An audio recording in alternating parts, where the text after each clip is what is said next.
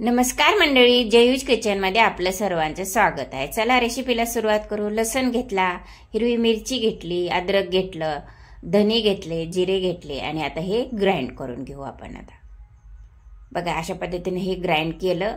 आता हे मक्याचं कणीस घेतलं आणि मक्याचे बी मी हे चाकून काढून घेत आहे। अशा पद्धतीने हे सगळे बी मी काढून घेतले। असे हे 2 कणसाचे बी मी काढून घेतलेले आहेत। आता हे मिक्सर मधून काढून घेऊ, ग्राइंड करून घेऊ आपण। हे आता हे मिक्सर मधून काढून घेतलेलं आहे। याचं ग्राइंड करून घेतलेलं आहे। पेस्ट पण करायची नाही आणि असं जास्त मोठं मोठं पण ठेवायचं नाही, ओबडधोबड करून घ्यायचं। 2 बटाटे घेतले, बटाटे मी कुकर मध्ये बॉईल करून घेतले आणि हे मॅश करून मी याच्यामध्ये घातले। हे अद्रक, लसूण, हिरवी मिरची, धने पावडर, जिरे पावडरची पेस्ट करून घेतलेली मी याच्यामध्ये घालून घेतलेली आहे आणि आता ह्याला मी मॅश करून घेतले।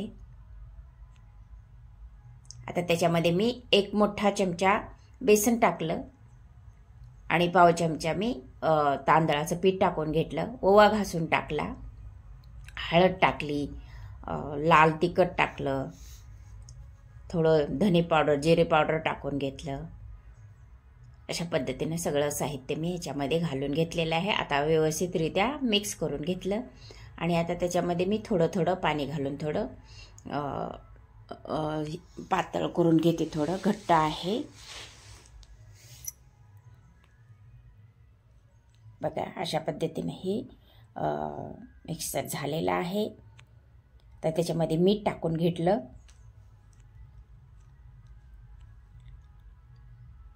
असं थोडं थोडं थोडं पाणी घालून आपण जे पकोडे करतो, भजे करतो तशा पद्धतीचं आपण हे पीठ करून घ्यायचं।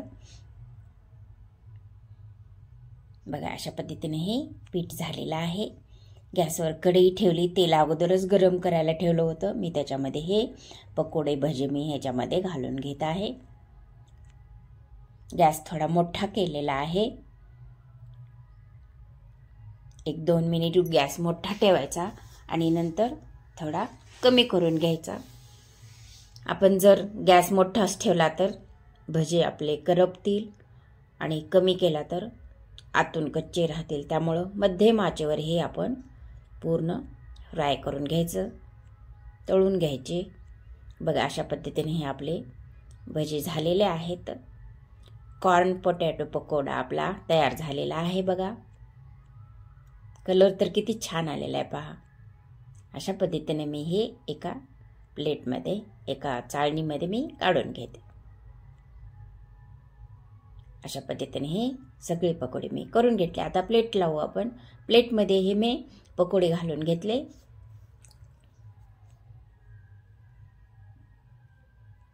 त्याबरोबरच मी हे राईस केलेला आहे, जिरा राईस केलेला आहे।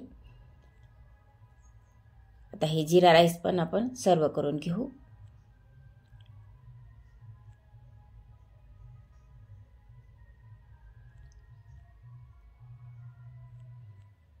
मी हे काय रस्सम केलेला आहे, तर ही प्लेटमध्ये मी घालून घेते। बघा आपली प्लेट अशी तयार झालेली आहे। लाईक करा, शेअर करा, सबस्क्राईब करा, कमेंट करा। Thanks for watching.